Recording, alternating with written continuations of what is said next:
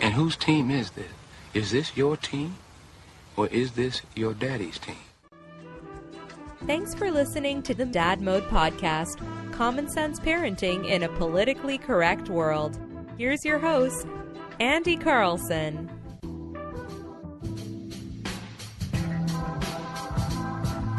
Welcome back to the Dad Mode Podcast, common sense parenting in a politically correct world. I'm your host, Andy Carlson, at Andy Carlson Show on the Twitter machine. I'm a father. I have no idea what I'm doing, but you and either they're chiefy, so let's try and learn something together today. Website is dadmodepod.com, or tweet us at dadmodepod, or just use the hashtag dadmode. And apologies for running a rebroadcast last week. These new schedule with Purple for the Win and Bull with Andy Carlson and our man Uncle Nick run out 5 days a week. It's a grind, man. There's a lot of things going on, but I wanted to come in and do a little fresh episode, maybe on the micro side, but a couple of choice items to complain about. Not complain, talk, discuss. That's what we do. First one is Margaret is becoming aware of coloring, and she's pretty good.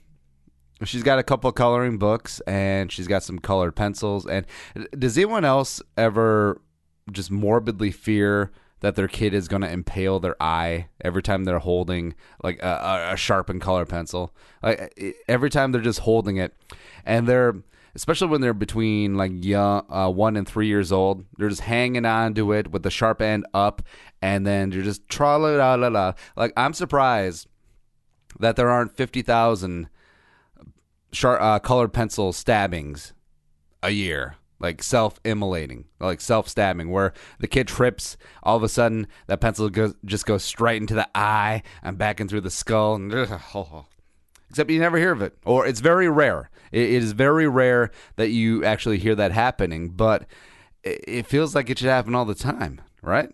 But I've gotten around it because the wife, don't get me started, the wife is into adult coloring books. Like, that's what she wanted for her birthday one year. That's what she got, some Outlander one.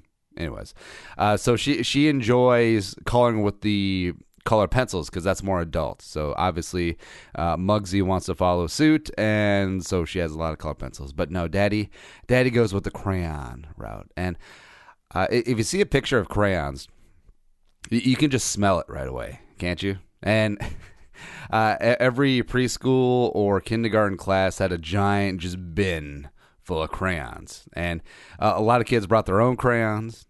It's really cool. And if your parents were a little bit more well off and loved you a little bit more, you got the Crayola. Oh, and you got the 120 pack with the sharpener on the back. That's how you rollin', son. That's the Rolls Royce of crayons.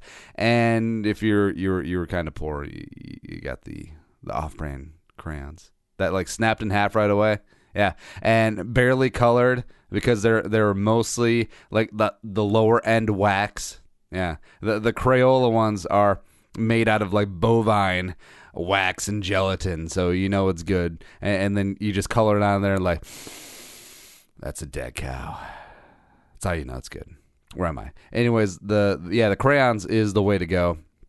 But the Muggsy, she's been really good just coloring on a single sheet of paper or in her coloring book, but just randomly packing her up to hit the road, and I saw that she had colored like 2 big ass circles, one on the wall, the other on the TV stand, the TV table.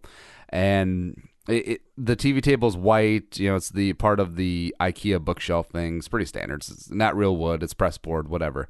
But bright white with huge just orange circles on it. And yeah. First off, I was kind of worried because, the wife likes to keep a clean house. And I'm like, if this doesn't come out, this is going to be my ass. You ever get into one of those spots where you're not really concerned about what actually happened? You're more concerned if you could actually get in trouble for it. Yeah. You had many of those moments as a kid. So I grab I don't know how to get crayon out of stuff. I don't even know if crayon comes out of things. So I just grab a wet dish towel Or I grab a dish towel, I wet it up, and then start just rubbing it. I'm like, oh, it's going to come out. I had to put a little bit of elbow grease into it, but it came out, and it's good. The wall was a little bit different. I think we're just going to have to repaint. Yeah. I know that you can get, there's some higher-end paints, and we're going to be repainting the living room anyway, so we'll probably get that, where it's, like, kid indestructible. Like, any sort of colored pencil or crayon or like water-based paint can go on the wall and it just wipes off. Yeah, so that's what we're gonna have to do. The second thing, so she before we do, she's starting to do that. I fully expect the walls from about 3 feet under just to be decorated from head to toe in crayon and colored pencil. It's gonna be great. Yeah. Also because the wife and I are making a little bit of an effort for kid number 2. Feel like enough time has passed. We got the good spacing where the kids are, we can recover financially, emotionally from having one kid, because it is a pretty big investment and it is a big change in lifestyle. Even if you're mature and you're ready for it, it's still quite a departure from being a young newlywed couple with no children.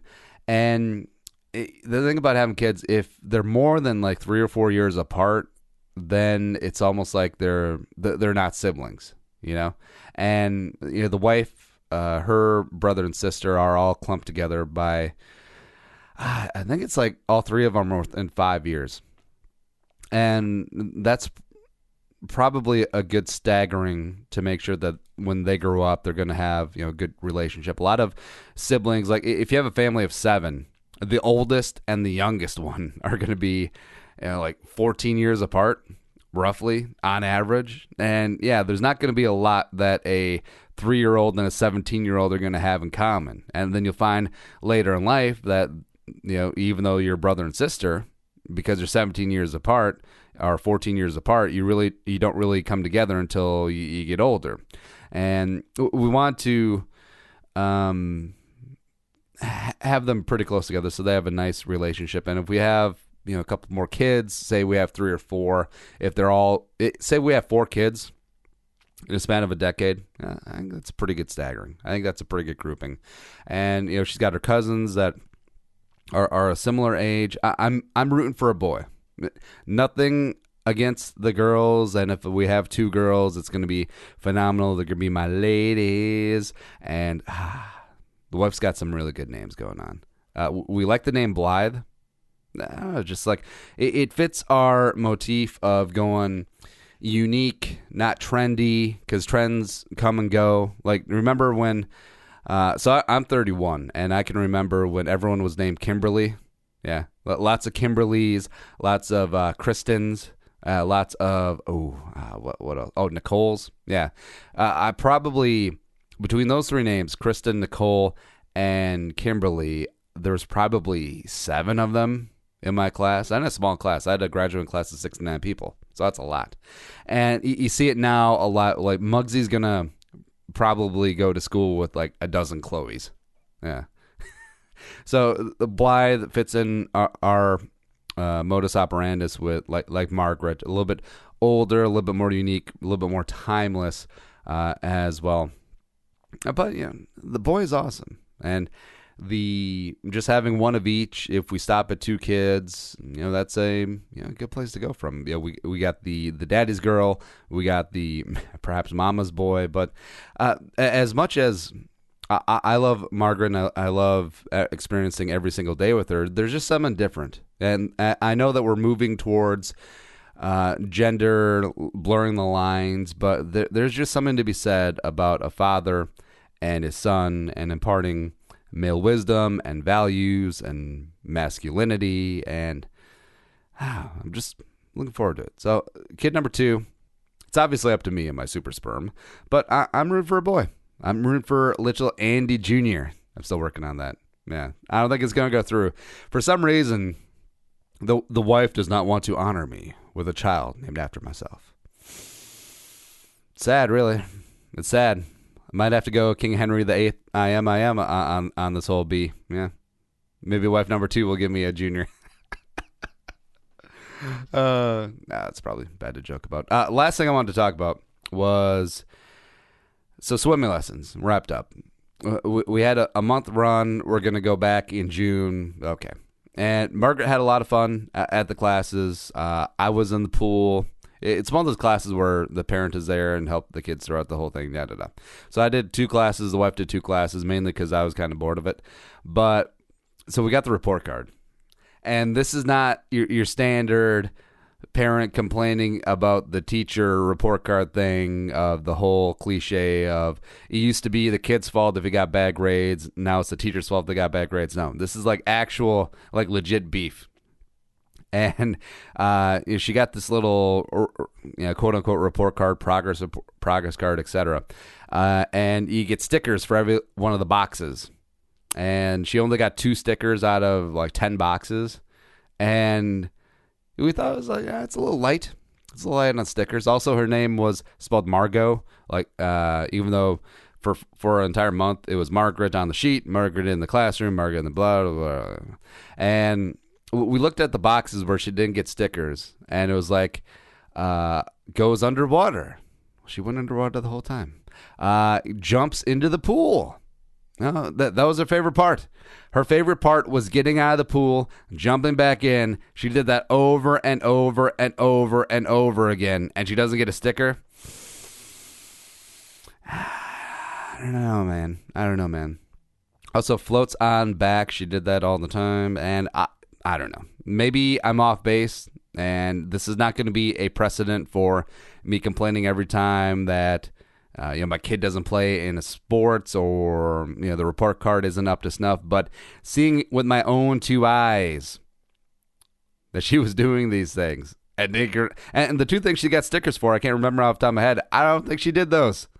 So it could just be, hey, yeah, here it is, get out of here, sort of deal where they actually didn't even think about it. They just stuck some stickers on the page and gave it to us and told us to get out.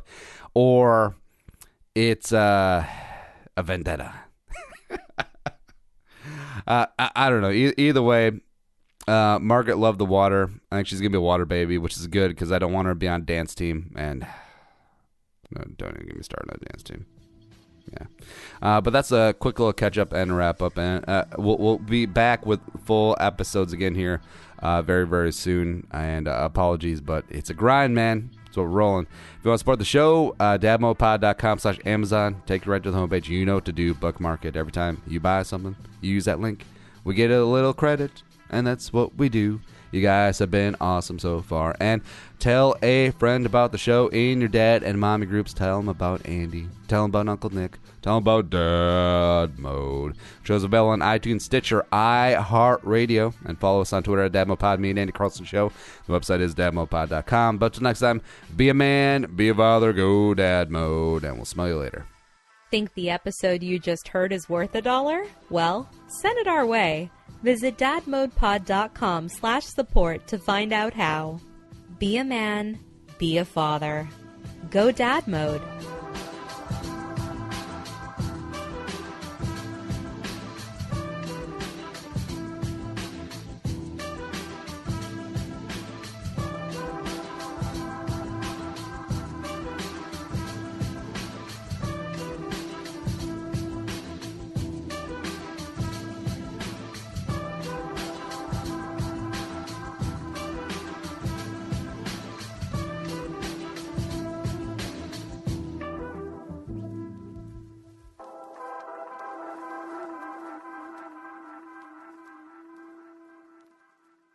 The music is created and produced by Deeb. To hear more of his tracks, visit soundcloud.com/Deeb.